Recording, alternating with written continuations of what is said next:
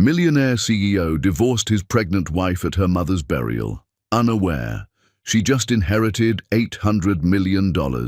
Hi, my beautiful family. Welcome back to Mr. Peter's Stories, your own family story channel. May the Almighty pour His boundless mercy upon you and your homes. May He clothe every woman with unbreakable strength, deep wisdom, and a heart so powerful it heals generations. May your tears be counted and turned into joy, your silent sacrifices be rewarded, and your dignity rise like a crown upon your head. You are the soul of families, the quiet force behind every success, the love that keeps this world alive. May peace guard your hearts, health surround your bodies, and hope never leave your side. May every prayer whispered in silence be answered, and may light follow you wherever you go. If your heart is true, like the video. If your love is real, write, "I am with Mr. Peter." Rain had stopped an hour before the burial, leaving the October grass slick beneath Benita's swollen feet. She stood beside the open grave, watching workers prepare to lower Mama Nivola's casket into Texas earth. 7 months pregnant, her body ached in places she didn't know could hurt. The black maternity dress she'd bought yesterday already felt too tight across her belly, where Jack kicked and twisted, oblivious to the grief pressing down on everyone above ground. 12 people came. Mama's best friend, Mrs. Okoye, 3 nurses from the hospital where she'd worked, neighbors who'd known her for decades, the pastor from their church. Small gathering for a woman who'd touched hundreds of lives, but Mama had always said funerals weren't about crowds, they were about truth. Who actually showed up when showing up was hard. Patrick's car appeared 47 minutes after the service started. Benita tracked the black Tesla as it rolled past the small crowd and parked far from the gathering. He stayed inside. Through tinted windows, she watched light from his phone screen illuminate his face. Her husband was working while her mother's body waited for earth. The pastor finished his prayer. People lined up to drop flowers into the grave. Mrs. Okoye squeezed Benita's hand so hard it hurt. "Don't go to him yet, baby. Let him wait in that car. Let him feel what waiting feels like." But Benita was done waiting. Done hoping Patrick would suddenly transform into the man she'd needed him to be for the past 6 months. Done pretending his absence hurt less than it did. She walked across damp grass, her pregnant waddle making the journey feel longer than it was. Behind her, cemetery workers stood ready to finish their job once the family drama concluded. Patrick stepped out when she got close. His suit probably cost more than Benita's monthly salary. Charcoal grey, perfectly tailored, the kind of clothing that announced wealth without screaming it. He held a manila envelope and wore the expression of a man dealing with an unpleasant but necessary task. "Sign these now." No hello, no acknowledgement of where they were or why, just the envelope thrust toward her like a transaction. "My attorneys need them filed first thing Monday. Gina moved her things into the house last night. The movers finished around 10. Inside the envelope, divorce papers. Benita pulled them out with hands that had held her mother's cold fingers 3 days ago in the hospital. The papers were thick, official, complete. He'd planned this, prepared everything while she'd been scheduling funeral arrangements and picking out a casket on a social worker's recommendation because she couldn't afford anything expensive. Settlement offer, $250,000 paid quarterly over 2 years. Custody arrangement already drafted. Joint legal custody with her as primary physical guardian. Him taking the child every other weekend once the baby turned 6 months old. No claim to his business assets. No claim to their home. No claim to anything they'd built together for 8 years. "Okay," Benita said. The word came out steady, calm. Nothing like the screaming tornado inside her chest. Patrick's face shifted. "Okay. That's it." What had he expected? Begging, tears, a scene in front of her mother's open grave. "What else did you want me to say?" "I expected—" He stopped himself. "Never mind. This is better. Clean. The settlement's fair given circumstances. Most men wouldn't offer anything considering how you've let yourself go." Let yourself go. Benita looked down at her swollen belly. her puffy ankles, her unwashed hair pulled back because she'd been too exhausted from crying to care about appearances. She'd spent 6 months sleeping in hospital chairs while her mother slowly drowned in cancer. She'd held Mama's hand through chemotherapy, radiation, the terrible final weeks when pain medication couldn't touch the agony. She'd missed work, maxed out credit cards, stopped going to the gym, stopped dyeing the grey roots Patrick once teased her about.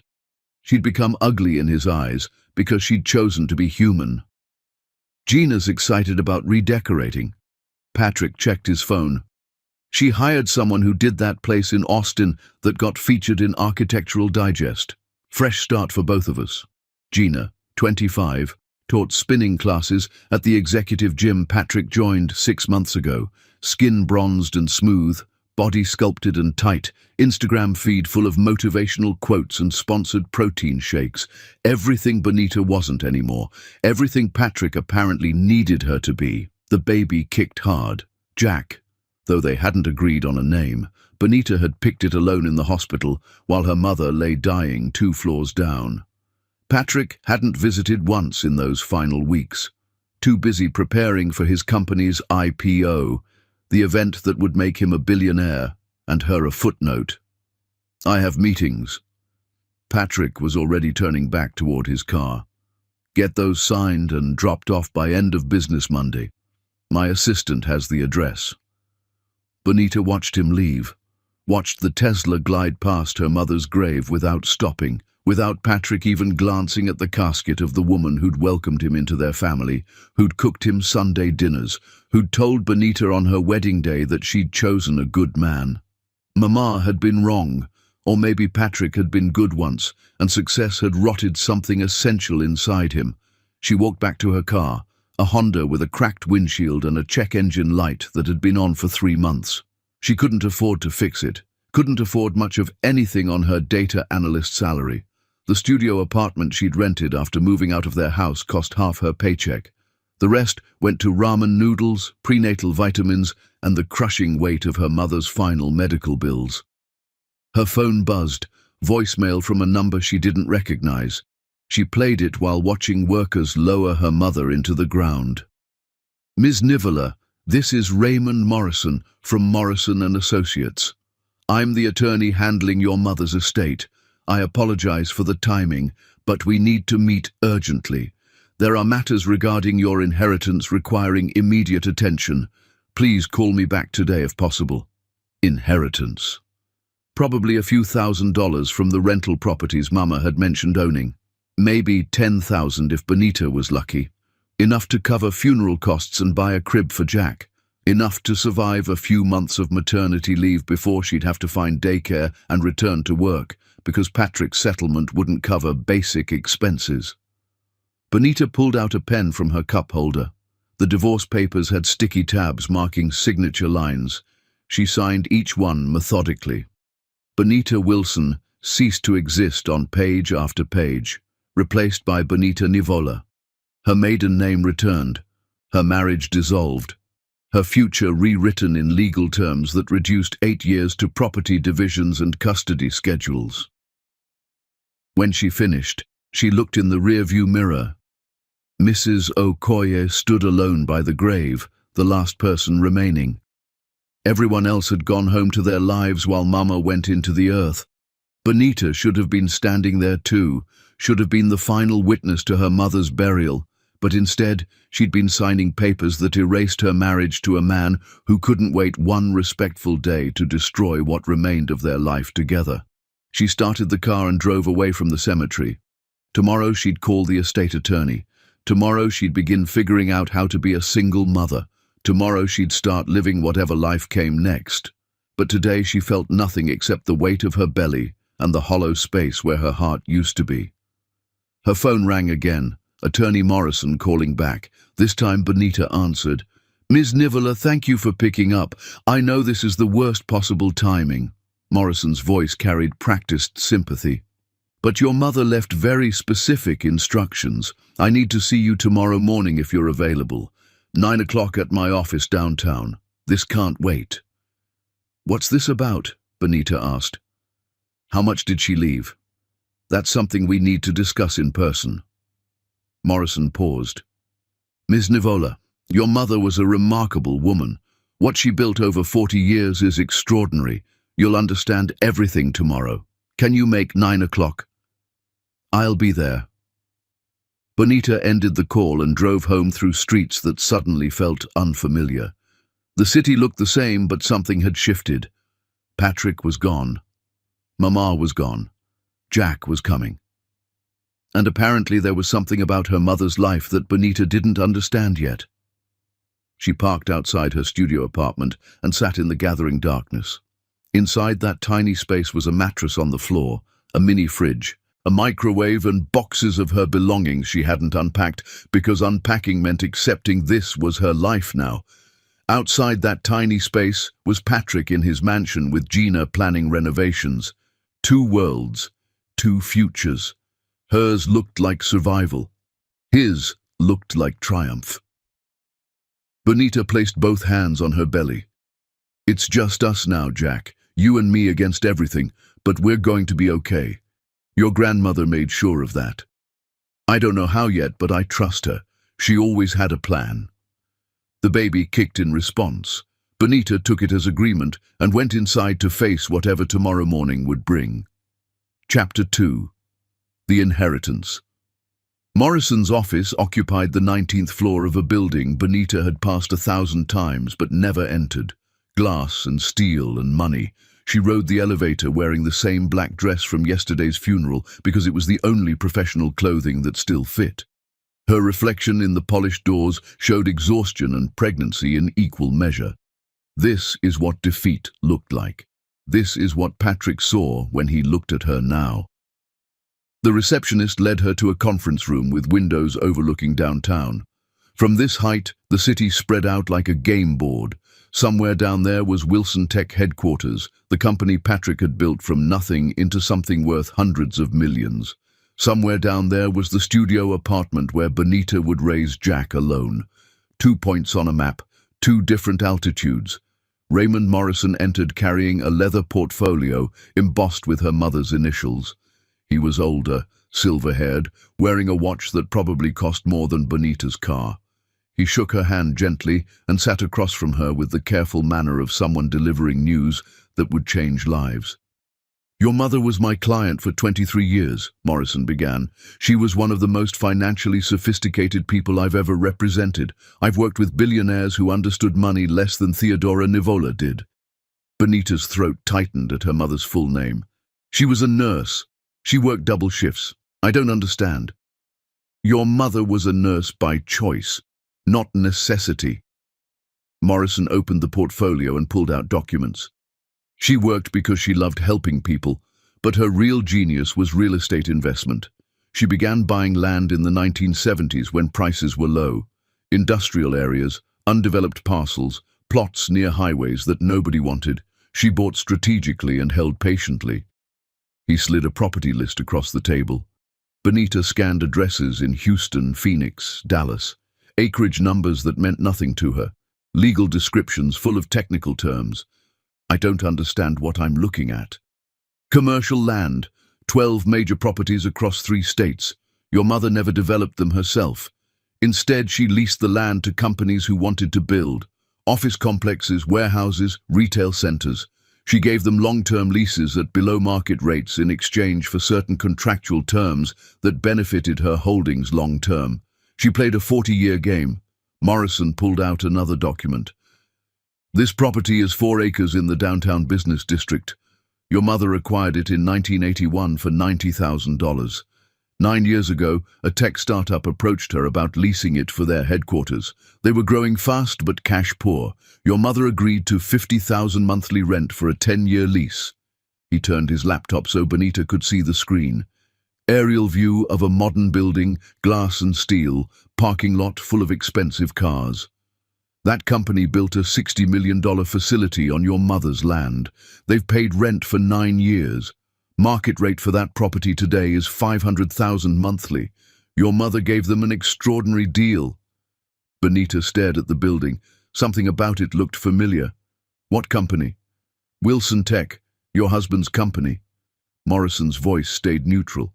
Your mother owned the land under Patrick's headquarters. She's been his landlord for 9 years. He never knew. The room tilted. Benita gripped the table edge, knuckles white. Patrick doesn't know my mother owned this. Nobody knows. Your mother created multiple holding companies and trusts to own the properties. Different names, different structures, everything designed for privacy. On paper, Wilson Tech leases from Nivola Holdings. Unless someone traced ownership through several legal layers, they'd never connect it to your mother. Morrison leaned forward. She knew about your marriage to Patrick. She knew where his company was located. She never said it explicitly, but I believe she wanted you to have leverage if you ever needed it. Mama had known, had seen something in Patrick that Benita missed, had quietly built protection while saying nothing, letting Benita make her own choices, keeping the safety net hidden until it was needed. The realization made grief crash over Benita in fresh waves. How much is the portfolio worth? Her voice came out whisper-thin. Morrison pulled out an appraisal report. Based on current market valuations, approximately $800 million. That includes land value and projected income from existing leases. $800 million. The number was too large to process. Benita thought about the studio apartment, the ramen noodles, the check engine light, the medical bills, the crushing fear of how she'd afford diapers and formula and everything a baby needed. $800 million. There's a complication. Morrison's tone shifted. Texas is a community property state. Assets acquired during marriage typically split 50-50, unless there's a prenup. You didn't have one. He pulled out a calendar. Patrick filed for divorce 6 days ago. Texas law gives both parties 90 days to declare all marital assets. If he discovers your inheritance within that window, he's legally entitled to half. Benita's mind sharpened despite exhaustion. But Mama died before he filed. Exactly, which means you technically inherited while still married. If Patrick finds out within the next 84 days, he can claim $400 million. Morrison folded his hands. However, if we wait until day 91, the divorce finalizes and the asset disclosure window closes. Anything you inherit after that is yours alone. So I have to hide $800 million for 84 days. You have to live your normal life for 84 days, work your job, live in your apartment, act exactly like the struggling single mother Patrick expects you to be. Can you do that? Benita thought about Patrick handing her divorce papers at Mama's grave, thought about him moving Gina into their home before her mother was even buried, thought about 8 years of marriage dismissed like a failed business venture. Yes, I can do that. There's something else. Morrison pulled up a file on his laptop. The Wilson Tech lease expires in 6 weeks. They've been trying to reach us about renewal terms for the past month. I've been sending standard acknowledgements without actually negotiating. They're getting nervous. What happens if the lease isn't renewed? They'd need to vacate the property. For a company preparing to go public, losing their headquarters 6 weeks before IPO would be catastrophic. Investors would see it as instability. The IPO would likely be delayed or cancelled entirely. Morrison studied her face. I'm not suggesting anything, just explaining your options. Patrick's IPO. He'd been preparing for it since before Mama got sick. The event that would transform Wilson Tech from successful private company to billion-dollar public entity. The event he'd been willing to sacrifice everything for, including her. Don't renew it, Benita said. Don't respond to their calls. Don't negotiate. Just let the lease run out. Benita, if the IPO fails, Patrick's company could collapse. There are employees with families depending on those jobs. Then Patrick should have thought about that before he divorced his pregnant wife at her mother's funeral. Benita stood up. My mother gave him 9 years of below-market rent. She helped him build Wilson Tech by giving him a deal nobody else would have gotten. He never knew, never thanked her, never thought to ask who was being so generous. Now the generosity ends. Morrison stood as well. Understood. I'll continue the non-response strategy. They'll panic eventually. What do you want me to do when Patrick comes asking questions? Tell him nothing. Let him figure it out himself. Benita moved toward the door. then stopped. "Mr. Morrison, can Patrick find out who owns Nivola Holdings?" "Not easily. The trust structure is designed to protect your mother's privacy. A private investigator might eventually piece it together, but it would take time, more than 84 days. Morrison walked her to the elevator. "Your mother was brilliant. She spent 40 years building security for you. Don't waste it by being careless now." Bonita rode the elevator down alone. 19 floors of descent that felt like transformation. She'd entered this building as a broke single mother facing survival. She left it as a woman worth $800 million who owned the ground beneath her ex-husband's empire. The doors opened onto the lobby and she walked out into sunshine that suddenly felt different, warmer, brighter, full of possibility. Her phone buzzed. Text from Patrick's assistant. "Reminder, signed divorce papers due Monday by 5 p.m. Please confirm receipt." Bonita typed back, "Received." Then she walked to her car, drove back to her studio apartment, and started studying everything Morrison had given her. Property reports, lease agreements, market analyses, the language of commercial real estate that would become her second language over the next 84 days. That night, alone in her tiny apartment with Jack kicking against her ribs, Bonita whispered to her mother's memory, "I understand now, Mama. You weren't just leaving me money. You were leaving me power, and I promise you, I'm going to use it exactly the way you hoped I would." Outside her window, the city hummed with evening traffic. Somewhere out there, Patrick was celebrating his freedom with Gina. Somewhere out there, Wilson Tech's legal team was getting frustrated by Nivola Holdings' silence. Somewhere out there, consequences were gathering like storm clouds, and Bonita was done running from storms. She was learning to become one. Chapter 3. The Silent Preparation. Morning sickness hit Bonita at her desk on a Tuesday while she was analyzing logistics data for a company that shipped auto parts across the Midwest. She barely made it to the bathroom before throwing up her breakfast, cheap toast, and cheaper coffee.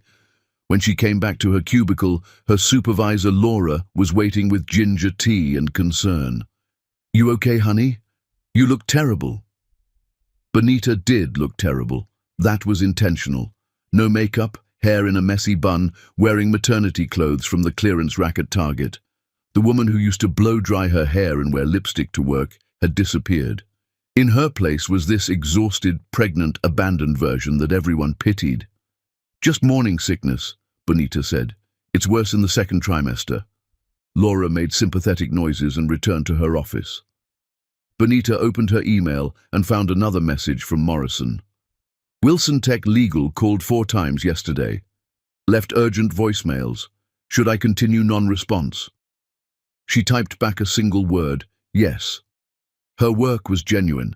She needed the job for cover, and because quitting suddenly would raise questions, so she analyzed data, attended meetings, ate sad desk lunches, and took the bus home every evening like someone barely holding their life together. Her co-workers probably thought she was one emergency away from complete breakdown. They had no idea she spent every evening studying commercial real estate law on her laptop, learning lease structures, understanding market rates, memorizing every detail of the 12 properties she now owned. Morrison had given her access to everything, and Bonita absorbed it like she used to absorb textbooks in college. Knowledge was power. Understanding was leverage. The Wilson Tech property fascinated her most. 4 acres purchased for $90,000 in 1981. Mama had been 32 then, working night shifts at the hospital, somehow saving enough to buy land nobody else wanted. The area had been industrial wasteland, full of warehouses and rail yards. Over 4 decades, it transformed into prime commercial real estate worth millions. Patrick's company had approached Mama 9 years ago through a commercial realtor. Small tech startup, growing fast, needed headquarters space. Could they negotiate favorable terms? Mama had agreed to $50,000 monthly, a fraction of market rate. In return, she'd gotten a 10-year lease with specific terms that protected her ownership rights. That lease expired in 5 weeks. Patrick's IPO was scheduled for 7 weeks from now. The timing was lethal. Benita's phone rang, Patrick's name on the screen. She let it go to voicemail, then listened to the message. "Benita, I need to ask you something about your mother. Call me back." She didn't call back. Instead, she texted, "If this is about the divorce, contact your lawyer." Patrick replied immediately, "Not about divorce, about some properties. Did your mother own commercial real estate?" Her stomach clenched. He was starting to investigate, making connections. Benita typed carefully, "She had some rental houses. Why?" "Just checking on something for work. How's the pregnancy?" "Fine." The conversation ended there. Benita stared at her phone, mind racing. Patrick was getting suspicious. Morrison had warned this might happen. The key was staying calm, staying consistent, giving him nothing that contradicted the story of Mama as a working-class nurse with modest holdings. Her contractions started 3 weeks early on a Thursday night. Benita was eating ramen when the first pain hit, sharp enough to make her gasp. She called an ambulance because she had nobody to drive her. The paramedics were kind, asking about birth plans and support systems. She gave them Morrison's number as her emergency contact because he was the only person who knew the truth. Labor took 14 hours. 14 hours of pain in a hospital room that smelled like disinfectant and fear. Nurses checked on her between other patients. The anesthesiologist came eventually, bringing the blessed relief of an epidural. But mostly, Benita was alone with Jack and the crushing weight of bringing a child into the world without a partner. Her co-worker found Patrick's number in her phone and called him. Benita heard the nurse's side of the conversation. "Mr. Wilson, your wife is in labor at Methodist Hospital. Yes, she's asking for you. Room 412. Okay, I'll let her know." The nurse came back looking uncomfortable. "He said congratulations. He's sending a gift." Patrick didn't come. Not when Jack was born at 4 in the morning weighing 6 pounds and 7 ounces. Not when the nurses placed him on Benita's chest, his tiny face scrunched and red.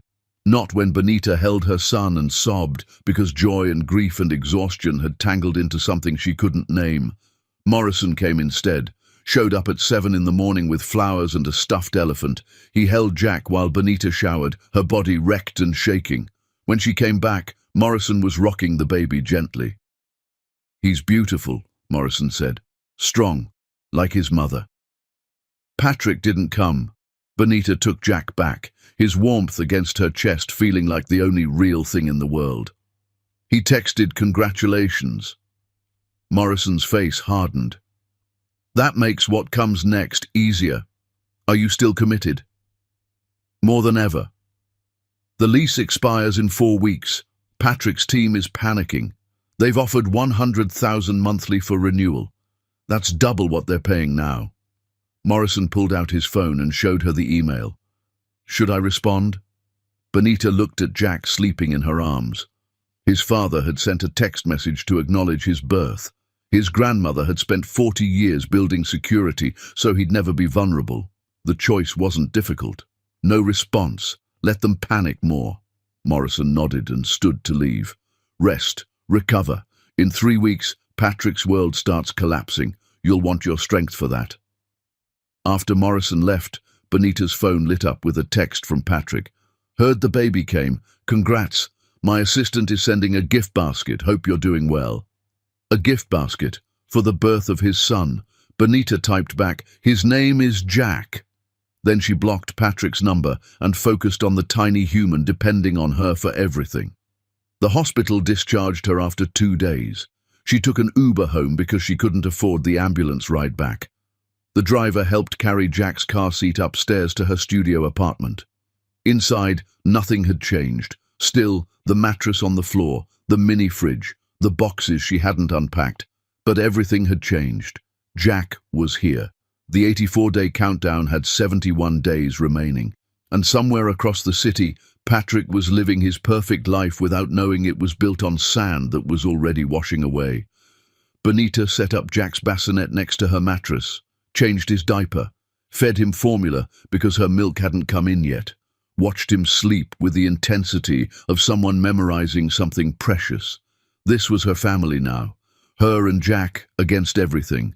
Her phone buzzed with an email from Morrison. Wilson Tech just offered $150,000 monthly for renewal, also hired a private investigator to research Nivola Holdings. The PI called asking about ownership structure. I declined to provide information. They're getting desperate. Good. Let them be desperate. Let Patrick feel the ground shifting beneath his expensive shoes. Let him understand what instability felt like when it came from outside his control. Benita pulled out her laptop and opened the documents Morrison had provided. She had 71 days until the divorce finalized, 71 days until Patrick's claim to her inheritance expired, 71 days to watch his world start cracking while she figured out how to be a mother and plan the future she was going to build from the ruins of their marriage. Jack made a small sound in his sleep. Benita reached over and touched his tiny hand. Your grandmother left us something incredible, baby. Not just money. Power. The power to never need anyone who doesn't deserve us. I'm going to teach you that. When you're old enough to understand, I'll tell you about the woman who worked night shifts and bought unwanted land and played a 40-year game so perfectly that nobody saw it coming. Outside her window, the city was waking up to another ordinary day. But for Benita, nothing about this day was ordinary. She'd given birth to her son while her ex-husband sent a text message. She owned $800 million in real estate while living in a studio apartment. She held the power to destroy Patrick's company while the world thought she was powerless. The contradiction didn't bother her. She'd learned something important. The best power was invisible power, the kind nobody saw until it was too late to defend against. Mama had taught her that by living it for 40 years. Now Benita would finish what her mother started, and Patrick would never see it coming until the moment it destroyed everything he'd built on land he never owned. Chapter 4. The Perfect Life. Gina's Instagram story showed her morning routine in the house that used to be Benita's home. Sunrise yoga in the renovated master bedroom, green smoothie in the kitchen with new marble countertops, outfit selection in the walk-in closet where Benita's clothes had hung for 8 years. Each story had a song, a filter, a caption designed to inspire her 2 million followers. This morning's caption, grateful for new chapters. Sometimes the universe removes obstacles to make room for blessings. The obstacle was Benita. The blessing was Patrick and his coming fortune. Gina's followers loved it. Comments flooded in praising her positive energy, her beautiful home, her perfect relationship. Nobody mentioned the pregnant ex-wife. Nobody asked uncomfortable questions. In Gina's version of reality, she'd simply found love with a successful man. Clean, simple, aspirational. Patrick sat at the breakfast bar scrolling through IPO documents while Gina posed for photos. He barely noticed her performance anymore. The engagement ring he'd given her, financed, not paid for, caught light as she adjusted her phone angle. She'd posted the proposal video 3 weeks ago, and it went viral. CEO boyfriend surprised me on the beach at sunset. The video had 5 million views. What those viewers didn't know, Patrick's company was drowning in debt. The IPO wasn't just about growth, it was about survival. Wilson Tech owed $400 million to creditors, banks, private investors. The public offering would raise $800 million, pay off debts, and make Patrick legitimately wealthy instead of just looking wealthy. If the IPO happened. His CFO David Reyes called at 8 in the morning. Patrick answered with irritation. What now? The headquarters situation is worse. Nivola Holdings still won't return calls. I had our lawyers send formal notices. Nothing. It's like they're deliberately ignoring us. David's voice carried stress Patrick had never heard before. The lease expires in 4 weeks. If we don't resolve this before the roadshow starts, investors will pull out. Patrick stood up, walking away from Gina's photo shoot. Find out who actually owns Nivola Holdings. I don't care what it costs. Hire forensic accountants if you need to. Someone owns this company and I need to know who. We already have a PI investigating. The ownership structure is complicated. Multiple layers of trusts and holding companies. It's designed to hide the actual owner. David paused. Patrick, this isn't random. Someone is deliberately stonewalling us. Have you pissed anyone off lately? Patrick thought about enemies. Competitors he'd crushed, employees he'd fired, business partners he'd outmaneuvered. The list was long. Half the tech industry probably hates me. Narrow it down. I'm serious, this feels personal. They're not even trying to negotiate, they're just letting the clock run out. David's typing came through the phone. I found something weird. The property owner's attorney is Raymond Morrison. Does that name mean anything to you? Morrison, Patrick said it slowly. I've heard it somewhere. Can't remember where. Well, he's refusing to provide any information about his client.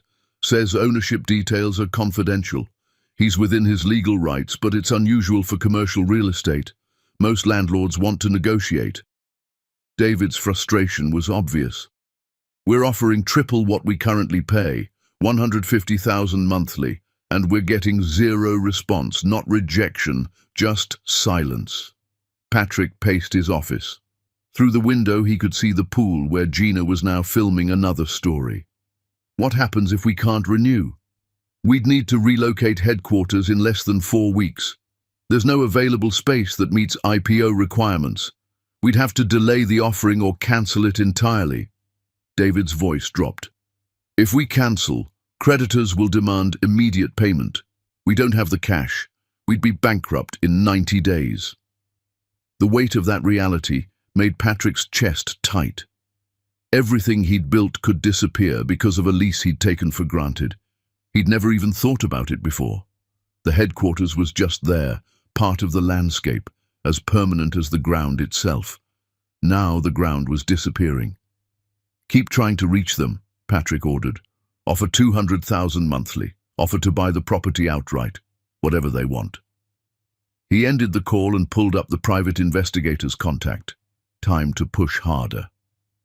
At his desk, Patrick searched for Raymond Morrison.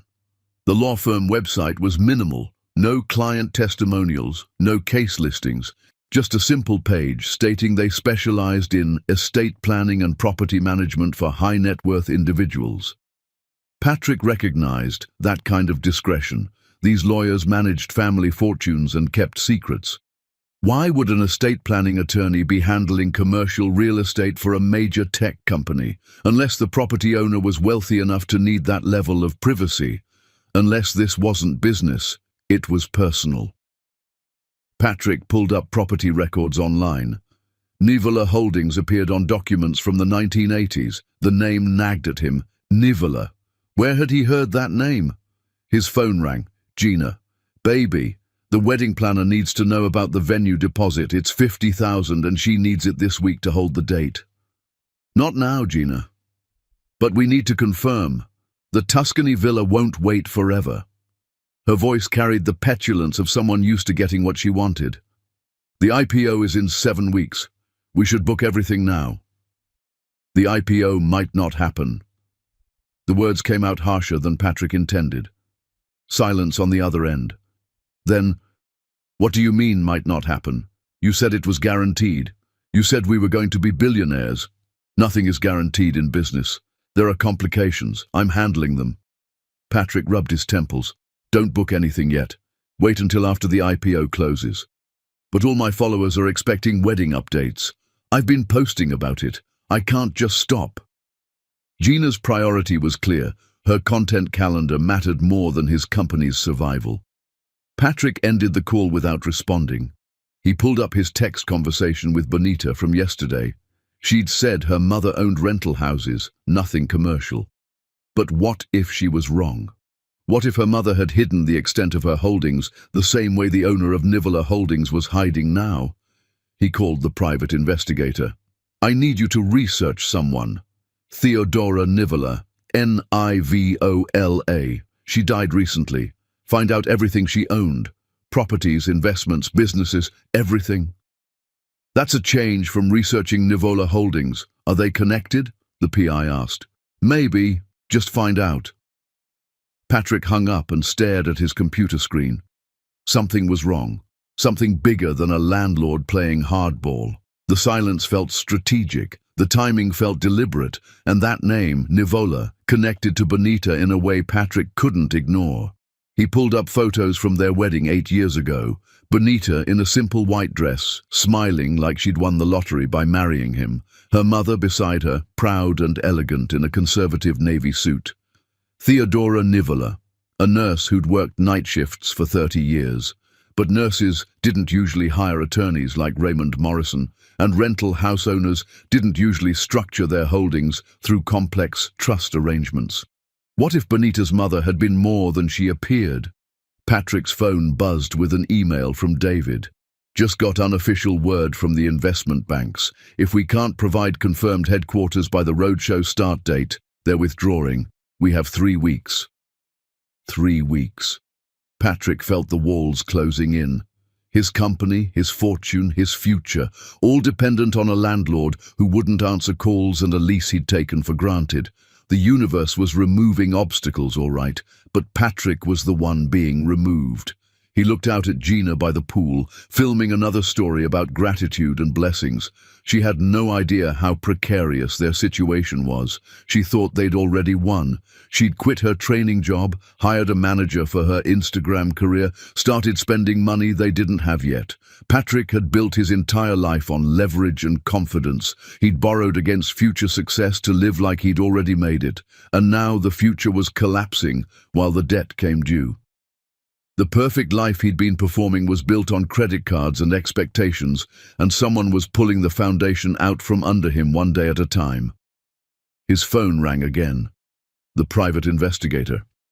"Mr. Wilson, I have preliminary information on Theodora Nivola. You're going to want to hear this." Patrick's grip tightened on the phone. "Tell me." Chapter 5. The First Crack.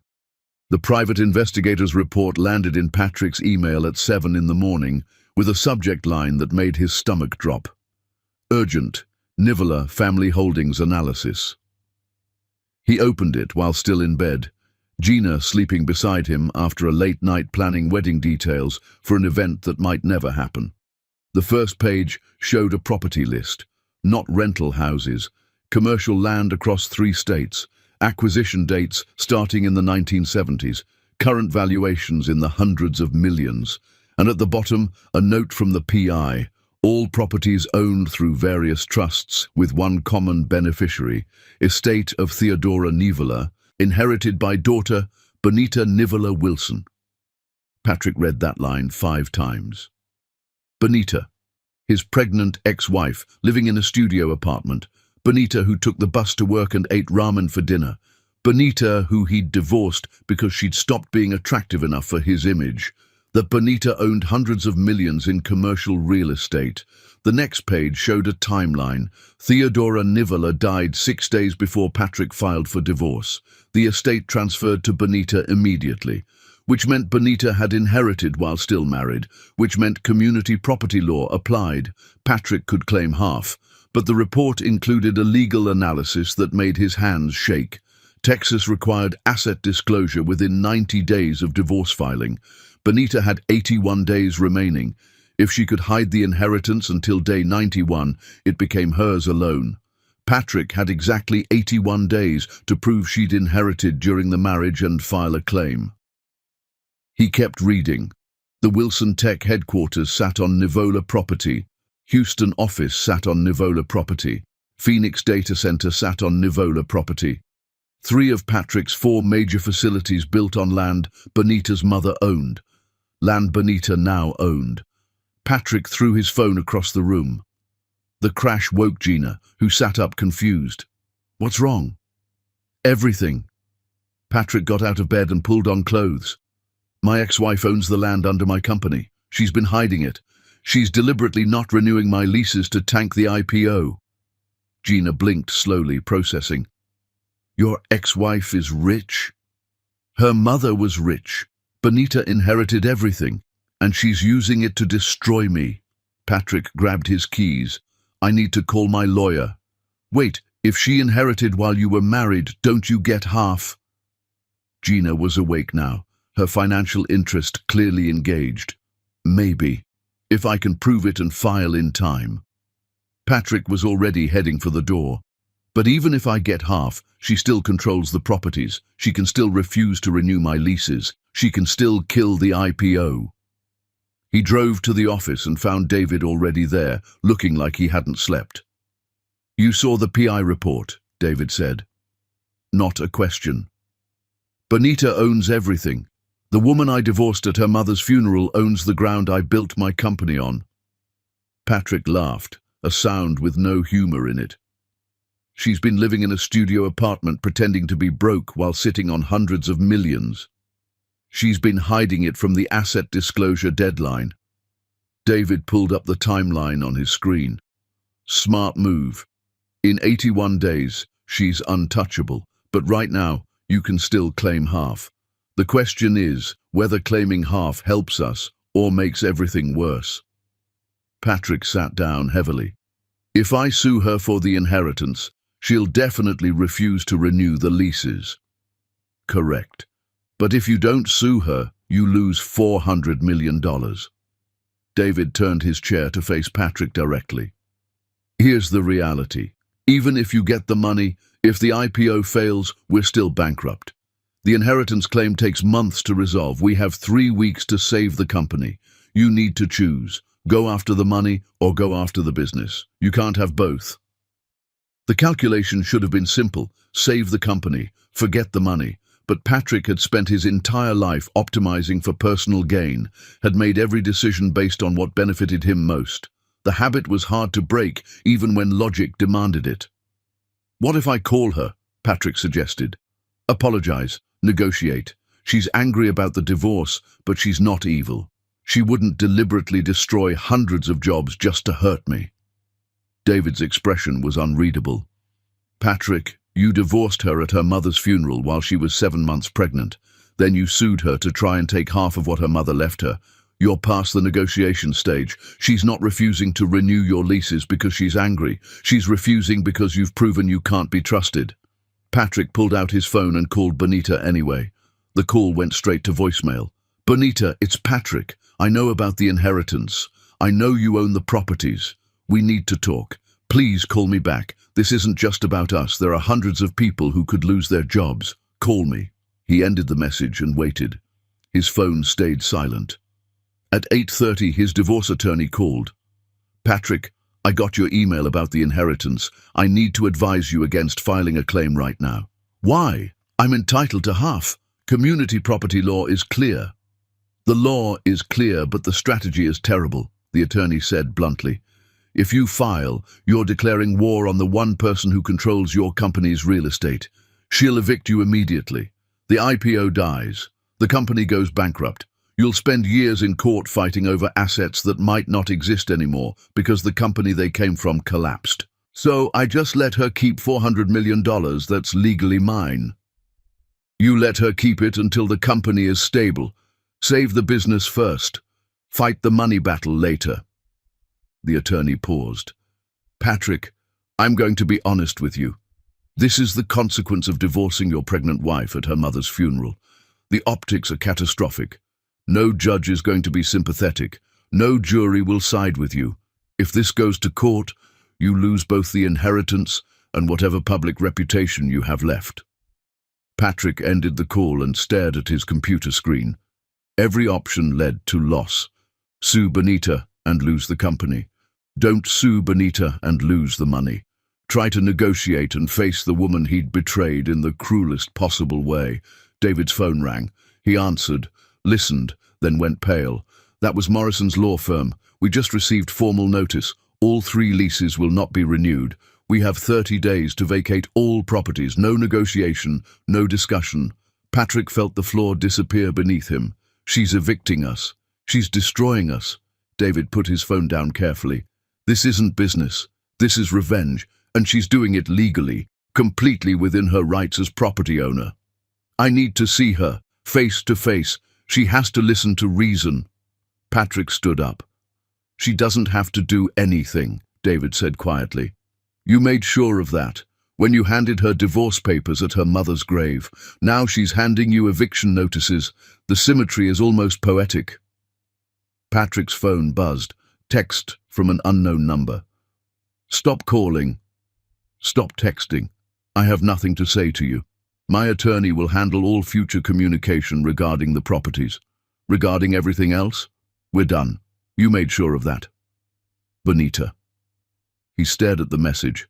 She'd blocked his regular number, so he'd tried from the office line. Now she was blocking that too. He was being systematically cut off from any way to reach her. David was already on his phone with the investment banks. Patrick heard fragments of the conversation. 30-day eviction notice. Yes, all 3 facilities. No confirmed alternative locations. Understand your position. When David hung up, his face told Patrick everything. The banks are withdrawing. The IPO is cancelled. We're done. How long until bankruptcy? 90 days, maybe less. David started shutting down his computer. You should tell the staff. They deserve to know before the news breaks publicly.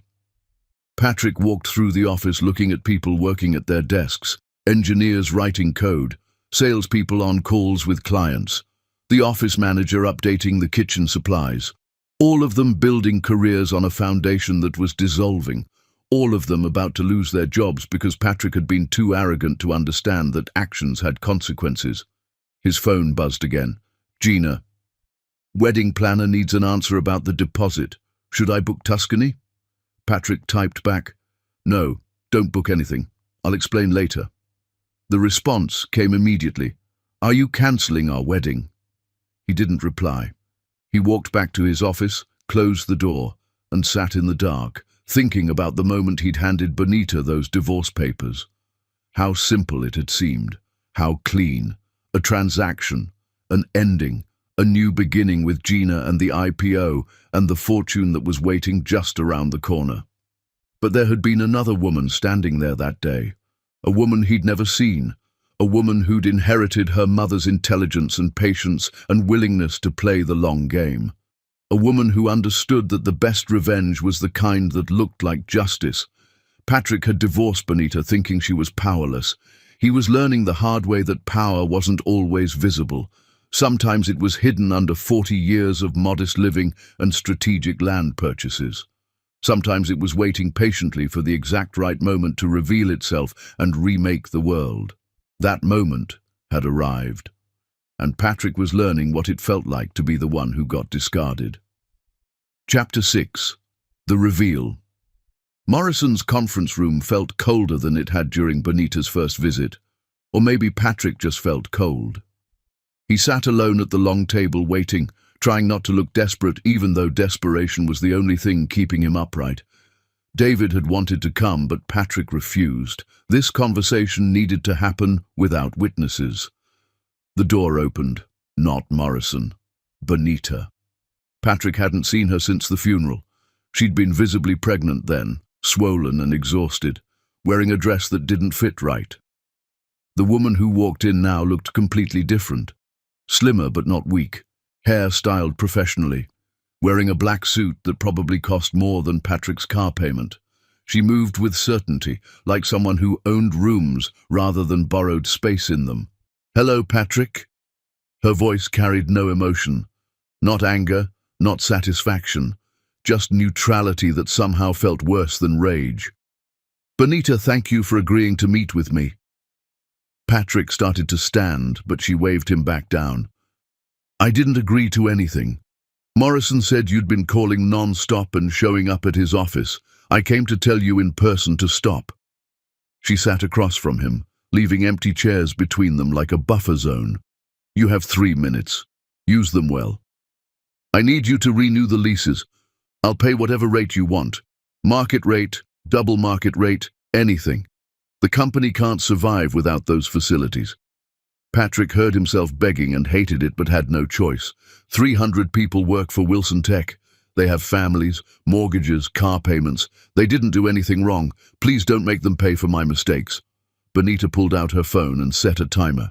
2 minutes left. I know I hurt you. I know the divorce was cruel. The timing was unconscionable. I was focused on the IPO and on myself, and I didn't consider what you were going through with your mother. The apology tasted like ashes. I'm sorry, truly, but destroying my company won't change what happened. It just creates more suffering. 1 minute. Bonita looked at her nails, not at him. What do you want? Tell me what you want and I'll give it to you. Money, ownership stake in the company, public apology, anything. Name your price. Patrick was fully begging now, all pretense of dignity gone. The timer went off. Benita stood up. Time's up. Wait, please, just tell me what you want. She finally looked directly at him. Her eyes were empty of anything resembling mercy. I don't want anything from you, Patrick. That's what you don't understand. There's nothing you can offer me that I need. I have more money than I'll ever spend. I have a son who's healthy and happy. I have a future that doesn't include you.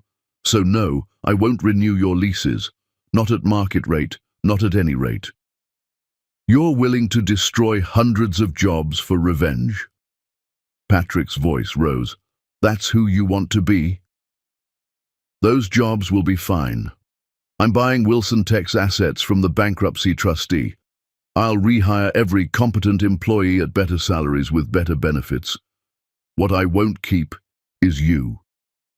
She moved toward the door. The company you built will continue without you. The technology will survive.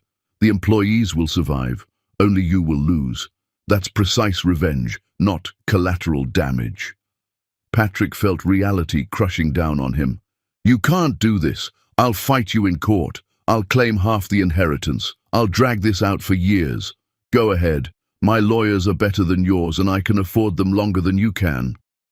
Benita paused at the door. You filed for divorce while my mother's body was still warm. You moved your mistress into our home before the funeral. You sued me to try and steal what my mother built. You signed away your rights to your own son to avoid child support. And now you're asking me for mercy. I made mistakes. You made choices. Multiple choices every single day that showed me exactly who you are. Her voice finally carried emotion, not rage, but something colder, finality. I'm not your villain, Patrick. I'm just the person who stopped being your victim. And apparently that's the same thing to men like you. She opened the door. Patrick stood up, desperate to say something that would change her mind. Benita, please, I'm begging you. If there's any part of you that remembers what we had, any part that doesn't hate me completely, I don't hate you. She looked back one final time. I don't feel anything about you at all. You're just someone I used to know who made terrible choices. And now you get to live with those choices while I live with mine. Goodbye, Patrick. She walked out. Morrison appeared in the doorway, his expression professionally blank. Mr. Wilson, I need to ask you to leave the premises.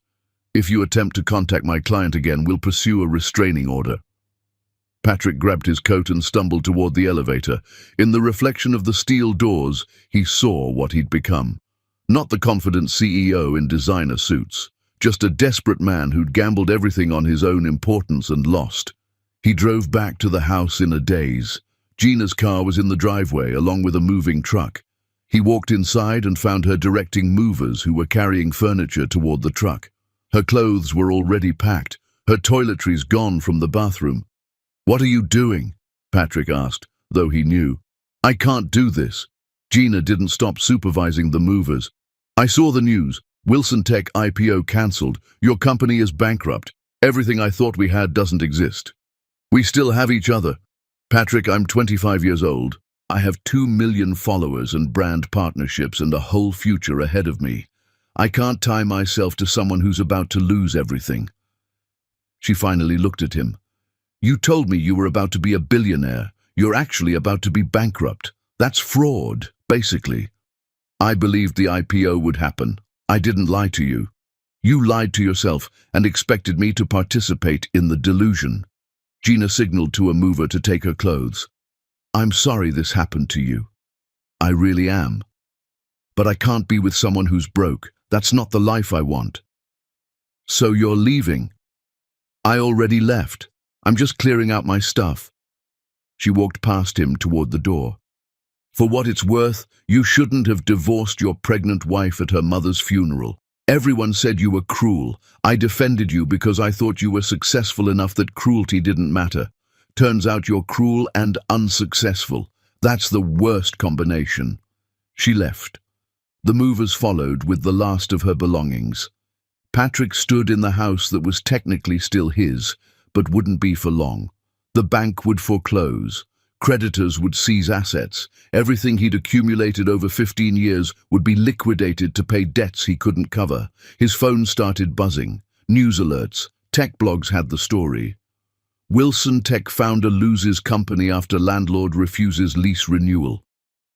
Patrick Wilson's billion-dollar IPO dreams collapse. CEO's ex-wife owns land under his headquarters, refuses to renew. Someone had connected the dots. Someone had found out Bonita owned Nivola Holdings. The story was irresistible. Rich CEO divorces, pregnant wife at funeral, wife turns out to be wealthier, destroys CEO's company. The internet was going to feast on this for weeks. Patrick's phone rang, his mother. He let it go to voicemail, then his sister, then college friends he hadn't spoken to in years. Everyone wanting to know if the stories were true, everyone having opinions about choices he couldn't undo. He opened Instagram and found Gina had already posted a photo of her in sunglasses, sitting in what looked like a private jet. Caption, "Sometimes you have to let go of what you thought you wanted to make space for what you deserve. New chapter." Comments praising her strength, her wisdom, her ability to dodge a bullet. Patrick was the bullet, the thing people congratulated themselves for avoiding.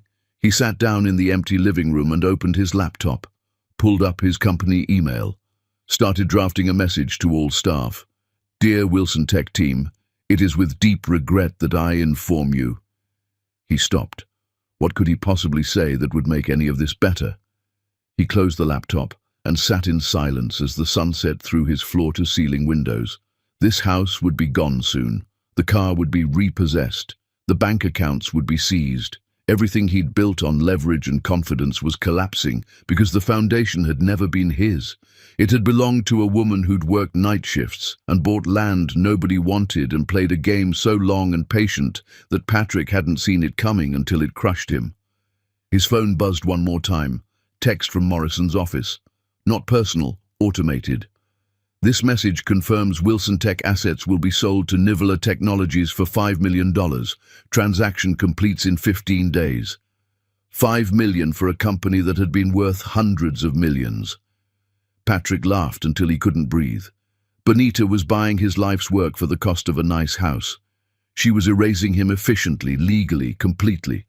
And the worst part was knowing he'd done this to himself. Every choice, every cruelty, every moment he'd chosen image over substance and confidence over character. He'd built his empire on borrowed ground and borrowed time, and now both had run out. Patrick sat in his empty house as darkness fell and understood what Bonita had known all along. Revenge wasn't about making someone suffer. It was about letting them suffer from their own choices while you moved on to something better. She didn't need to destroy him. She just needed to stop saving him. And that had been enough. Chapter 7. The Unraveling. The news cycle devoured Patrick like he was content created specifically for viral outrage. "Tech bro gets karma" became a hashtag. "Funeral divorce guy loses everything" trended on Twitter for 3 days. Someone made a TikTok explaining the whole story in 60 seconds that got 17 million views. Patrick became a meme, a cautionary tale, a villain in a morality play everyone enjoyed because his suffering felt deserved. Business magazines ran features. The spectacular fall of Patrick Wilson. How pride preceded a billion-dollar collapse. The CEO who built his empire on borrowed ground. Every article mentioned the funeral, the pregnancy, Gina, the inheritance. Private details became public entertainment. Patrick's humiliation was complete and permanent, preserved forever in digital archives that would outlive him. The bankruptcy filing happened on a grey Tuesday morning.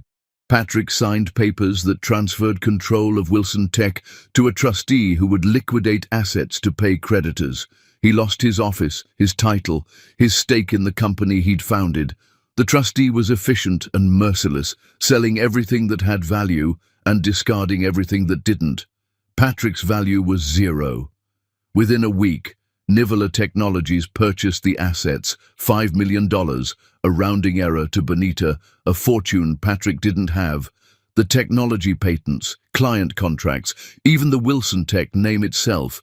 Everything he'd created for 15 years now belonged to his ex-wife, who'd renamed it and rebuilt it without him in less time than he'd taken to destroy it. The house went into foreclosure. Patrick had 30 days to vacate. He spent them packing boxes and watching creditors seize furniture, artwork, appliances. They took his bed, his couch, his TV. They took kitchen equipment he'd never used and decorative items Gina had bought. By the end, Patrick had 4 boxes of personal items and nowhere to put them. His friend Tommy offered a guest room. It was charity and they both knew it.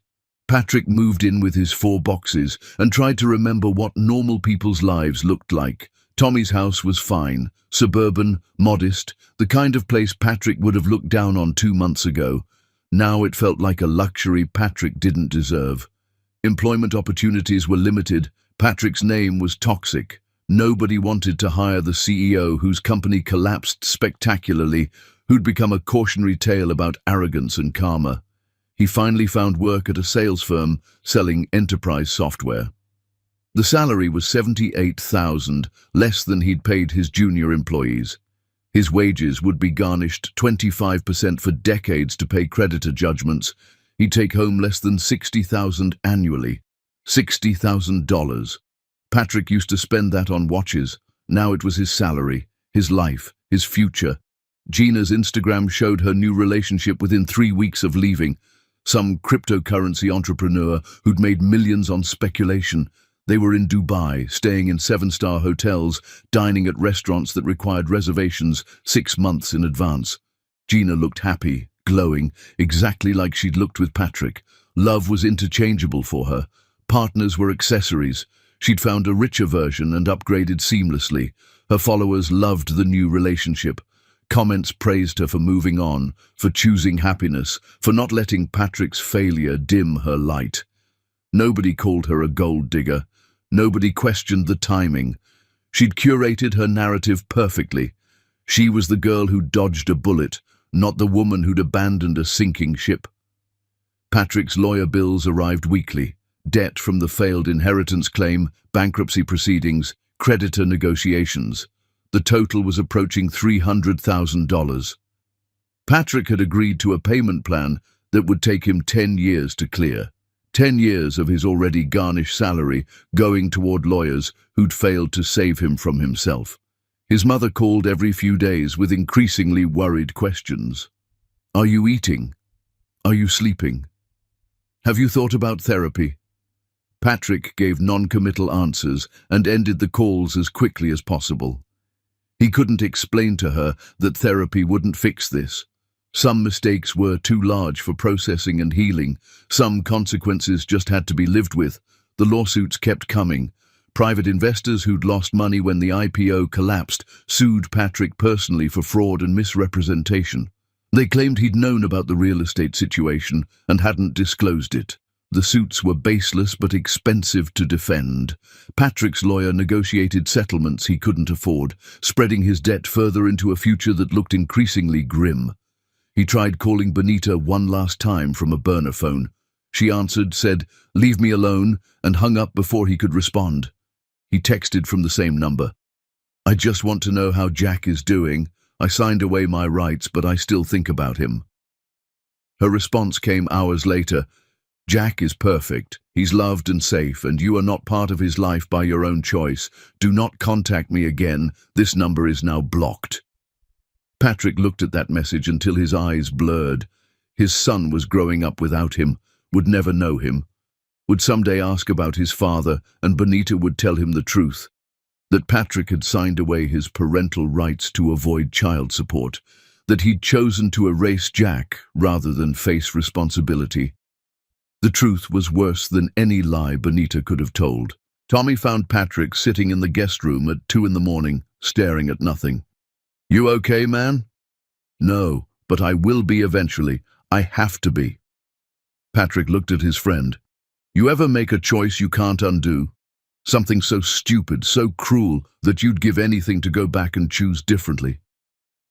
Everyone has regrets. This isn't regret. This is knowing I destroyed my own life and hurt people who didn't deserve it, and I can never fix any of it. Patrick's voice cracked. I divorced my pregnant wife at her mother's funeral. Who does that? What kind of person am I? Tommy didn't answer, because there was no good answer. Patrick was the kind of person who'd done that. That truth was permanent.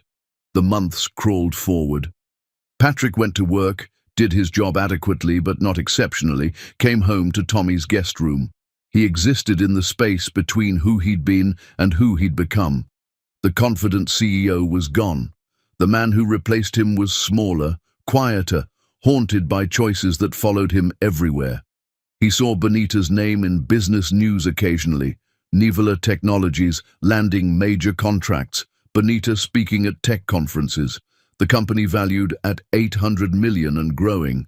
She'd done in 1 year what had taken Patrick 15, and she'd done it without the arrogance and cruelty that had defined his approach. She'd proven that success didn't require ruthlessness. It required competence and integrity, qualities Patrick had mistaken for weakness. On what would have been his wedding day in Tuscany, Patrick sat in the guest room scrolling through photos from his engagement to Gina. They looked happy, but the happiness had been performance. Neither of them had loved each other. They'd loved what the other represented. Gina loved his money and status. Patrick loved how she made him look. When those things disappeared, so did the love. Bonita had loved him once, really loved him. Patrick remembered moments early in their relationship when she'd looked at him like he hung the moon. She'd believed in him when Wilson Tech was just an idea. She'd supported him through early failures. She'd been his partner in building something real, and Patrick had thrown that away when her body changed and her attention shifted to her dying mother. He'd chosen appearance over substance and lost everything that mattered. Tommy knocked on the door. Hey, there's a woman at the door asking for you, says her name is Teresa.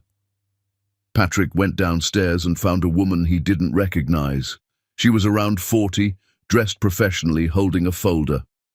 Mr. Wilson, I'm Teresa Hammond. I work at a non-profit that helps displaced tech workers. I heard about your situation and wanted to offer resources. I have a job, I don't need help. Not employment help, legal advocacy. We're building a class action against Wilson Tech's bankruptcy proceedings. Several employees believe they're owed severance that wasn't paid. They want to sue you personally. Teresa's expression was kind, but firm. I'm here to give you advance notice. The suit will be filed next week. More lawsuits, more debt, more consequences that would follow Patrick for the rest of his life. How much are they asking for? $15 million in collective claims. Teresa handed him the folder. I know you don't have that money. Nobody expects you to pay the full amount, but the judgment will be public record. It's about acknowledgement that you failed these people. Patrick took the folder without opening it. Is that all? Actually, there's something else. One of the women involved in the suit is named Bonita Nivola. She's representing the employees pro bono, funding their legal costs. Teresa watched Patrick's face. I thought you should know before you find out in court. Bonita was suing him. Not for herself. She didn't need the money. She was suing him on behalf of the employees he'd failed. One final demonstration that she cared about people he'd treated as disposable. One final reminder that she was everything he wasn't. Patrick closed the door after Teresa left. He went back to the guest room and sat on the borrowed bed in the borrowed room in the borrowed life he was living. Everything he had now was borrowed or taken from others' generosity. He owned nothing, was nothing, had been reduced to nothing by a woman he'd underestimated so completely that his punishment was total. The unraveling was complete. Patrick had lost his company, his money, his home, his reputation, his son, his future. What remained was just the outline of a person who'd once been important, and somehow that was worse than being nothing, being the ghost of something better, being the before photo in everyone else's story about karma and consequences. Patrick lay back on the bed and stared at the ceiling. Tomorrow he'd go to work and pretend to care about software sales. Tomorrow he'd make payments on debts that would outlive him. Tomorrow he'd exist in the shadow of his former life, but tonight He just felt tired. Tired of being the villain. Tired of living with choices he couldn't undo. Tired of waiting for something that felt like redemption that was never coming. Because Benita had been right. She wasn't his villain. She was just the person who'd stopped being his victim, and that was worse than any revenge she could have planned. She'd simply stepped aside and let him drown in the consequences of his own actions. No dramatic confrontations, no ongoing vengeance, just silence and distance while he learned what it meant to lose everything that wasn't real to begin with. Chapter 8. The Empire She Builds. Benita's first day as CEO of Millionaire Technologies started with her son vomiting on her blouse 20 minutes before the board meeting. Jack was teething, miserable and clingy. The nanny Sophie tried to take him, but he screamed and reached for Benita with desperate hands. So Benita changed into the spare blouse she'd learned to keep in her office, held Jack until he calmed down, and walked into the boardroom 15 minutes late carrying a baby on her hip. "Apologies for the delay," she said, setting Jack's carrier on the conference table. "Teething emergency. Now, let's discuss the acquisition integration strategy." The board members, men in their 50s who'd built careers on punctuality and professional boundaries, looked uncertain. Then David Reyes, her new COO, pulled out his phone and showed Jack a video of singing vegetables. Jack immediately stopped fussing and stared transfixed at the screen. Crisis managed. "The integration is ahead of schedule," David reported, pulling up spreadsheets. "We've retained 87% of Wilson Tech's workforce. Employee satisfaction is up 40 points since the ownership change. Client retention is 96%, which is exceptional for a company emerging from bankruptcy." Benita reviewed the numbers with one eye on Jack, who was now babbling at the vegetable song. "What about the toxic performers, the ones who were technically good but culturally destructive?" "Terminated with severance. 14 people total. Everyone else got salary increases between 15 and 30%. Turns out paying people well and treating them with respect dramatically improves performance." David smiled. Revolutionary concept. The meeting continued for 2 hours, covering expansion plans, client acquisitions, technology development. Jack fell asleep halfway through, his small body warm against Benita's shoulder. She presented quarterly projections while holding her son, answered questions about R&D budgets while rocking him gently. Nobody commented on the unconventional setup. They'd learned quickly that Benita didn't separate motherhood from leadership. Both were part of who she was. After the meeting, Benita took Jack downstairs to the company daycare she'd established. 60 children of employees, ages 6 weeks to 5 years, playing in bright rooms with trained teachers. The daycare cost Millionaire Technologies $300,000 annually, but saved parents tens of thousands each in childcare costs. The ROI wasn't financial, it was loyalty and productivity, and the knowledge that people worked better when they weren't worried about their children. "He's such a good baby," one of the teachers said, taking Jack from Benita. "Never fussy, always smiling." Benita looked at her son, 8 months old now, with dark curls and her mother's expressive eyes. "He's perfect, absolutely perfect." She kissed his forehead. "Mama has meetings all afternoon. Sophie will pick you up at 5. I love you, baby." Jack babbled something that might have been mama or might have been random sounds. Benita chose to believe it was intentional and left before the separation anxiety made her cry. Her office occupied the top floor with windows overlooking the city. The space was nothing like Patrick's old office with its glass walls and performative transparency.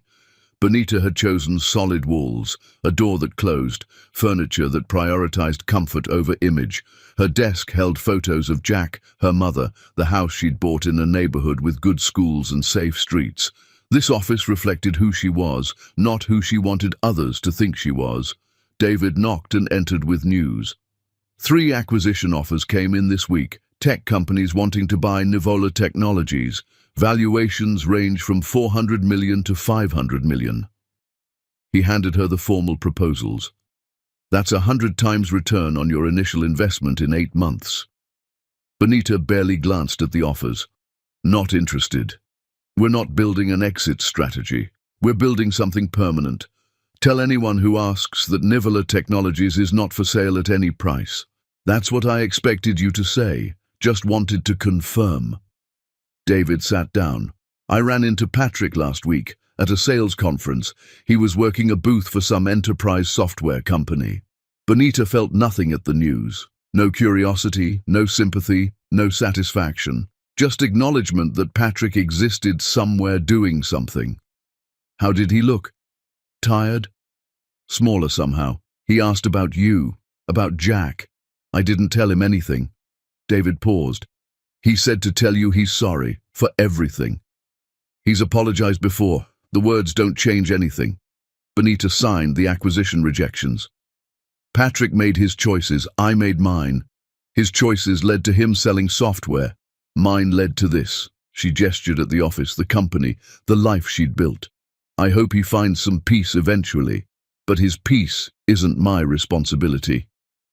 That evening, Bonita went home to the 4-bedroom house that felt like a sanctuary.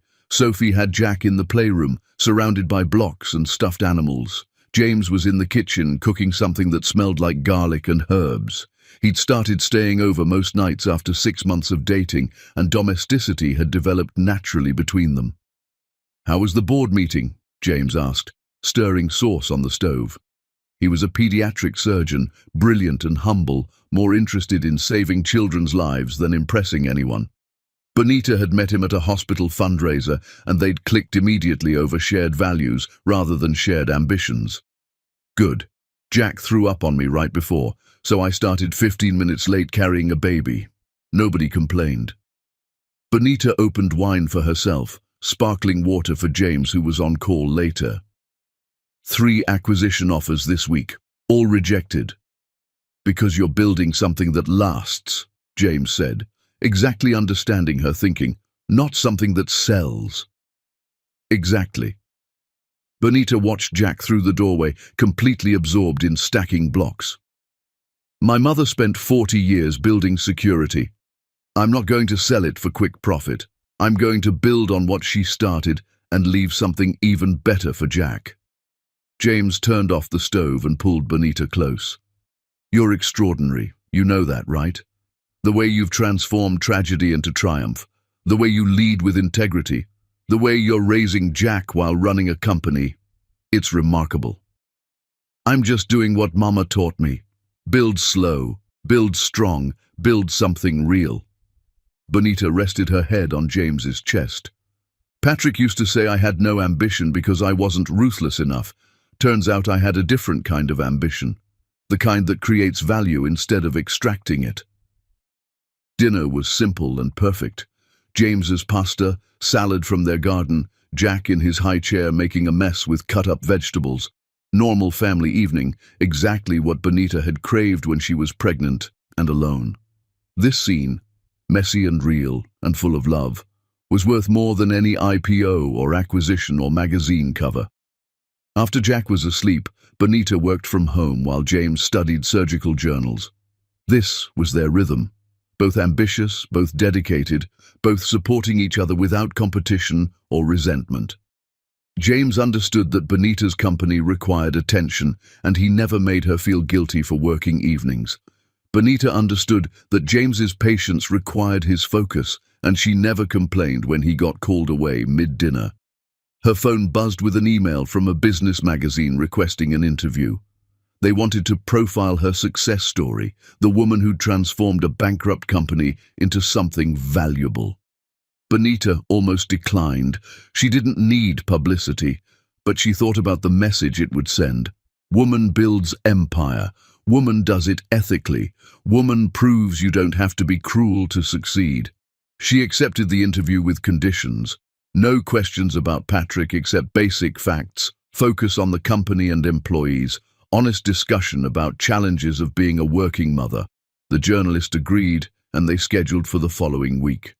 The interview room at Millionaire Technologies had windows overlooking the city where Bonita had once ridden buses to a job that barely paid rent. The journalist, a woman named Daphne, set up her recorder and started with softball questions: company history, acquisition strategy, growth projections. Then she shifted to what she really wanted to know. Your ex-husband built this company originally. How does it feel to now own what he created? Benita had prepared for this question. Patrick built the technology and client base. That was valuable and I kept it. But the culture he created was toxic. High turnover, unhappy employees, unsustainable growth targets. I didn't just acquire assets. I rebuilt the foundation. The company that exists now is fundamentally different from what Patrick created. Some people online call this revenge. Do you see it that way? No. Revenge would have been destroying the company and ensuring Patrick suffered as much as possible. What I did was save the valuable parts and discard what didn't work. That's business, not revenge. Benita leaned forward. People want this to be a story about a woman punishing a man who wronged her, but it's actually a story about a woman building something better than what existed before. Those are different narratives. Daphne nodded, typing notes. You've been very successful very quickly. What's your advice for other women in tech? Competence compounds. Integrity attracts talent. You don't have to be the smartest person in the room if you hire smart people and actually listen to them. Benita thought about what else mattered. Also, don't confuse confidence with competence. Patrick was supremely confident and marginally competent. I'm moderately confident and highly competent. One of those approaches builds lasting value. The interview continued for another hour. Daphne asked about motherhood and leadership, about being a woman CEO in a male-dominated industry, about the challenges of acquiring a company while raising an infant. Benita answered honestly, sharing struggles and solutions without pretending everything was easy. When the article published 2 weeks later, it went viral. Not because of drama or controversy, but because it offered something rare, a success story built on kindness and competence rather than ruthlessness and ego. Women shared it with comments like, "This is the leadership we need," and, "Finally, someone proving you don't have to be cruel to succeed." The article attracted talent. Nivola Technologies received thousands of job applications from people who wanted to work for someone like Benita. The company grew. Not explosively. Benita refused to prioritize growth over sustainability, but steadily and healthily. Revenue increased.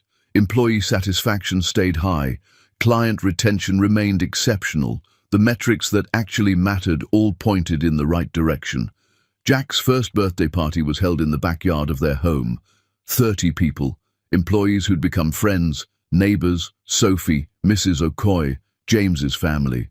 Simple decorations, homemade cake, Jack sitting in his high chair, smashing cupcakes while everyone sang. The kind of celebration that cost money, but was fundamentally about love rather than performance. Benita looked around at people who'd shown up because they genuinely cared. Not because of her success or wealth or status, because they loved Jack and supported her and wanted to be part of their life. This was family. This was what mattered. This was what Patrick had traded away for an Instagram girlfriend and an IPO that never happened. That night, after guests left and Jack was asleep, Benita sat on the back porch with James watching stars appear in the darkening sky. A year ago today, I was giving birth alone in a hospital because Patrick couldn't be bothered to show up. Now I have all of this. How did that happen? You made it happen. James took her hand. You took the worst circumstances and built something beautiful from them. That's not luck, that's strength. I had help. Mama left me the resources. Morrison guided me legally. You've been here supporting me. David runs the company with me. Sophie takes care of Jack. I didn't do this alone.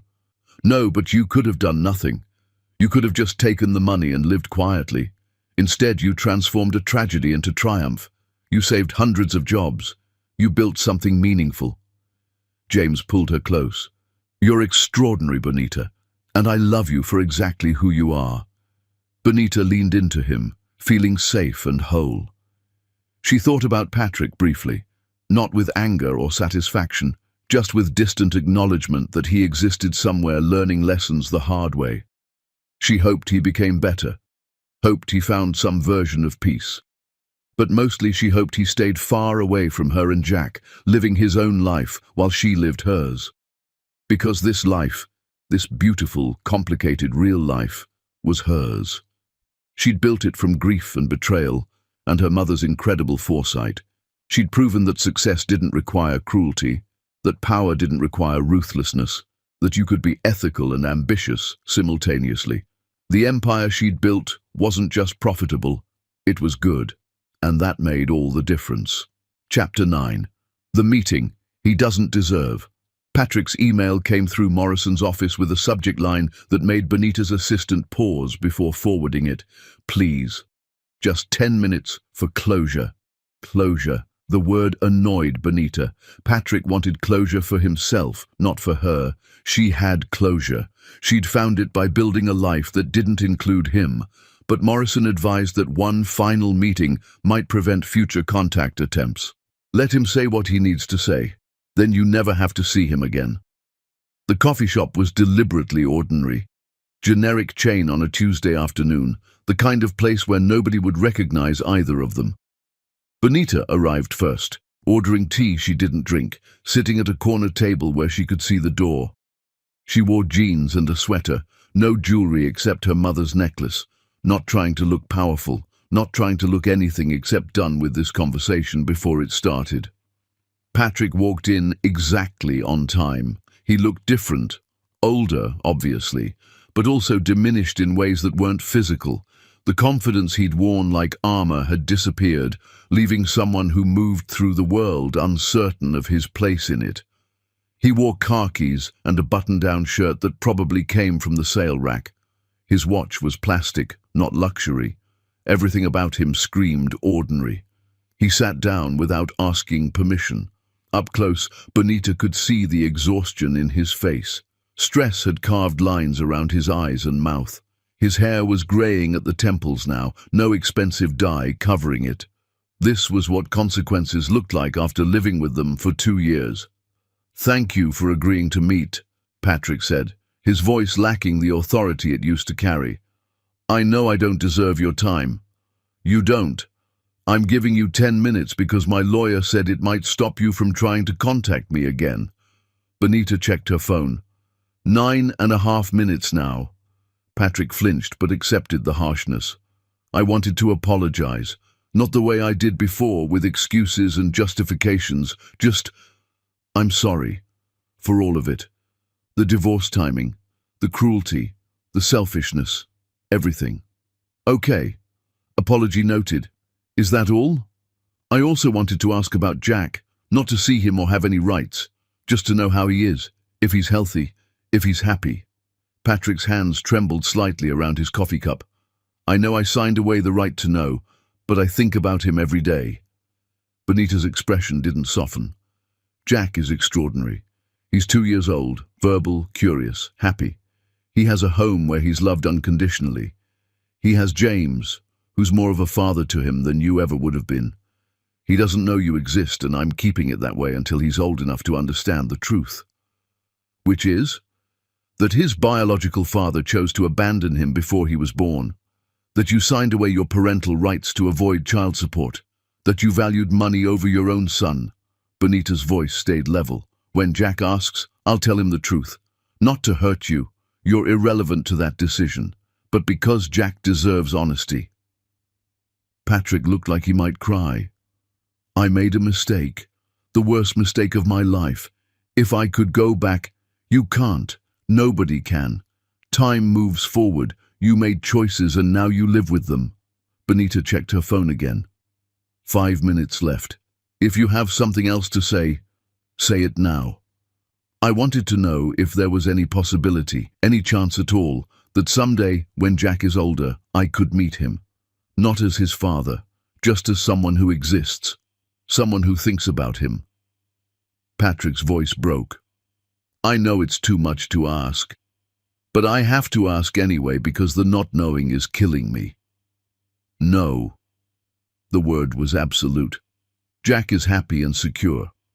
Why would I introduce chaos into his life by telling him about someone who abandoned him? What benefit does that give him? Because this isn't about what you need, Patrick.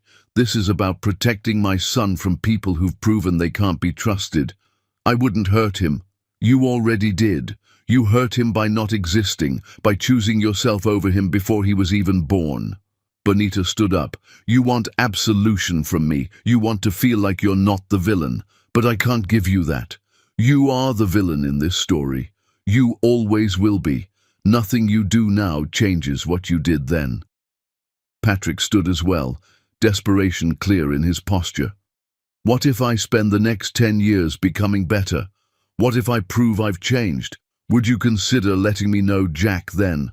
Patrick, listen to me carefully. Jack is not a prize you can win by demonstrating personal growth. He's not a goal you can achieve by becoming a better person. He's my son, and I will protect him from anyone who might hurt him, including you, especially you. Bonita picked up her bag. The best thing you can do for Jack is stay away from him. Let him grow up without the complication of knowing his father abandoned him. That's the kindest thing you could possibly do. So I'm just supposed to never know him, never have any relationship with my own son? Yes, that's exactly what you're supposed to do. You made that choice when you signed the papers. Now you live with it. Bonita moved toward the door. I hope you build a good life, Patrick. I genuinely do. Not for me. I don't care about your happiness or suffering anymore. But for you. Because living in regret forever isn't the punishment you think it is. It's just sad. She walked out without looking back. Patrick stood in the coffee shop, holding cold coffee and the crushing knowledge that Bonita didn't hate him anymore. She felt nothing. Indifference. He'd become so irrelevant to her life that his suffering was background noise she didn't even notice. Patrick sat back down and stared at the table. The conversation had gone exactly as he'd feared. Bonita was done with him, completely, permanently done. There was no path back to her or Jack, no redemption arc, no eventual forgiveness, just the void where his family should have been, and the knowledge that he'd created that void himself. A barista approached. Sir, are you okay? Do you need anything? Patrick looked up. No, there's nothing anyone can give me that would help, but thank you for asking. He left the coffee shop and drove back to his apartment, a studio now since living with Tommy had become too humiliating after a year. The apartment was bare, furniture from IKEA, no decorations, nothing that suggested a person with a past or future lived there, just the functional minimum required for existence. Patrick's phone showed messages from his sales manager asking about client follow-ups. He ignored them and opened his photo gallery instead. He had exactly 3 pictures of Jack. Screenshots from Bonita's public social media before she'd made everything private. Jack at 6 months, laughing at something off camera. Jack at 1 year, covered in birthday cake.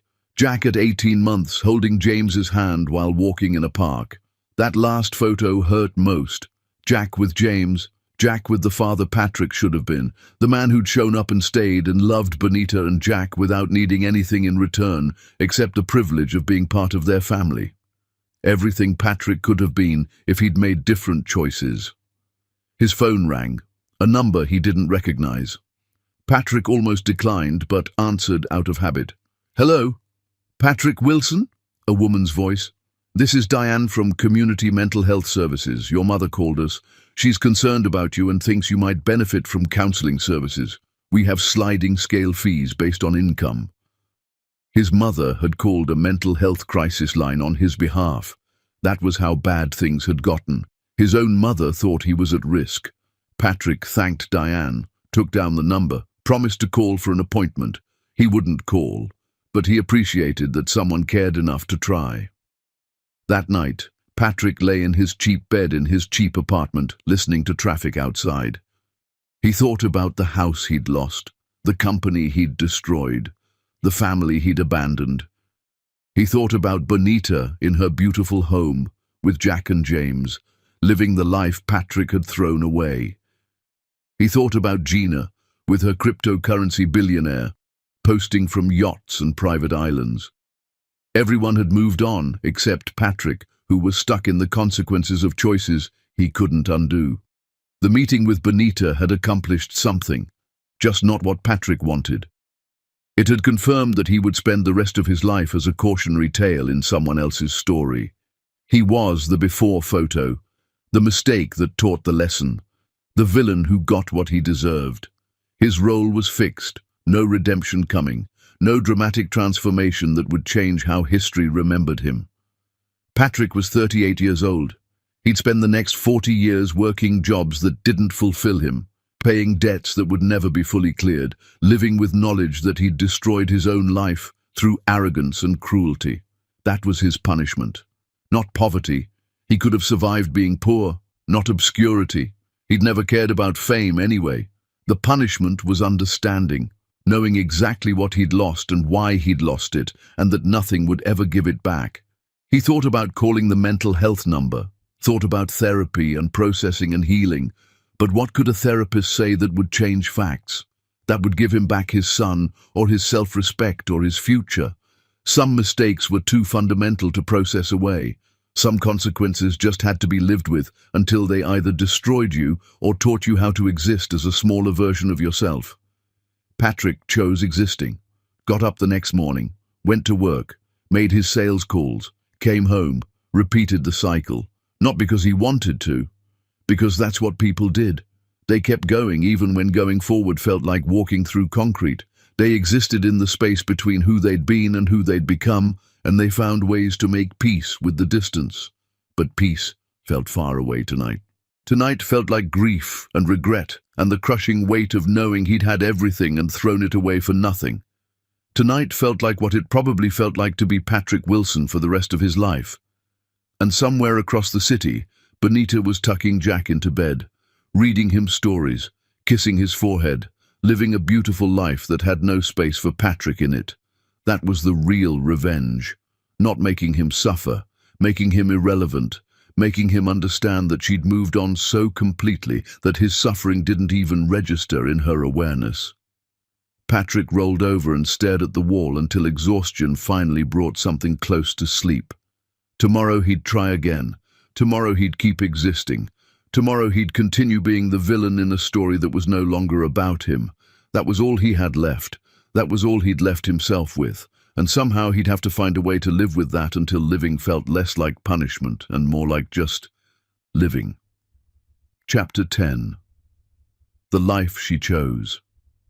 Jack's kindergarten graduation filled the elementary school auditorium with parents holding phones, documenting tiny humans in construction paper caps, accepting certificates. Bonita sat between James and Mrs. Okoye, crying without shame when Jack walked across the stage. He was 5 years old and impossibly perfect, smart, kind and funny in ways that constantly surprised her. "That's my boy," Bonita whispered, and James squeezed her hand. After the ceremony, Jack ran to them waving his diploma. James lifted him onto his shoulders and they headed for ice cream. While they waited in line, Bonita watched James and Jack discuss flavor options with the seriousness of contract negotiations. This was her family. This was what mattered, not the company valuations or magazine covers, just these moments, ordinary, precious, and fleeting. Nivola Technologies had reached valuations that made Bonita uncomfortable with wealth she'd never use. The company was worth over $1 billion now, growing steadily through innovation and ethical practices. Bonita had turned down 12 acquisition offers in 5 years. This wasn't for sale. This was legacy. Forbes kept asking for interviews. Other women in tech treated her like proof that success didn't require cruelty. Bonita accepted some invitations and declined others. Her identity wasn't female CEO or woman who destroyed ex-husband. She was just Bonita, mother, partner, leader, daughter of a woman who taught her that real power was quiet. That evening, after Jack was asleep, Bonita and James sat on their porch drinking wine and watching fireflies. 5 years ago, she'd been signing divorce papers at her mother's funeral. Now she had peace. "Do you ever think about him?" James asked. He meant Patrick, though he rarely said the name. "Not really. Sometimes I hear things. He's working in sales, remarried, has a daughter." Bonita sipped her wine. "I hope he's a better father to her than he was to Jack. Everyone deserves chances to learn from mistakes." That's generous of you. Not generous, indifferent. Benita watched the fireflies blink. For a long time I was angry. Then I was satisfied watching him face consequences. Now I just don't care. He exists somewhere doing something, and it has nothing to do with my life. James pulled her close. I love you, not because of your success, but because you chose grace instead of bitterness. Mama taught me that bitterness is expensive, Benita said, leaning into him. Better to build something beautiful. A notification lit up Benita's phone. A message from Morrison. Patrick's attorney sent another request for information about Jack's well-being. Medical records, school reports. I declined per your standing instructions. Patrick was still trying, still hoping for some connection to the son he'd abandoned. Benita felt nothing except mild annoyance at the disruption. She typed back, "Continue declining. If requests escalate, pursue restraining order." Morrison replied, "Understood. For what it's worth, I think he's genuinely remorseful." "Remorse doesn't change history," Benita said aloud. She showed James the messages. "Does he deserve to know Jack is okay?" James asked carefully. Benita considered it. "No, he signed away his rights. That includes information. Jack is our son now, not his." James nodded, offering no judgment, just support. They sat in comfortable silence, watching their neighborhood settle into night. Patrick had chased extraordinary, the IPO, the image, the lifestyle. Benita had built ordinary, the bedtime stories, the school graduations, the porch conversations, and her ordinary was better than his extraordinary had ever been. The next morning, Benita took Jack to visit Mama Nivola's grave. They did this monthly, Jack leaving small flowers or drawings. "Tell Grandma about kindergarten," Benita prompted. Jack launched into a detailed explanation of playground rules. Benita listened, feeling her mother's presence like warmth. "Mama says you built something amazing," Benita told her mother silently. "Not just the money, the security, the freedom to choose grace." On the drive home, the question finally came. "Mama, why don't I have a dad like the other kids?" Benita had prepared for this. "You did have a father, but he made a choice not to be in your life. That wasn't about you. You're perfect. It was about him not being ready to be a good dad. Where is he now? Living somewhere else, being a dad to another child." Benita watched Jack process this in the rearview mirror. "You have me and James, and so many people who love you. Family isn't about biology, it's about who shows up." "I like our family," Jack decided simply. Years continued flowing past, smooth and unstoppable. Jack grew from 5 to 8. Benita's company grew from $1 billion valuation to something larger, more stable. She'd built exactly what her mother had envisioned.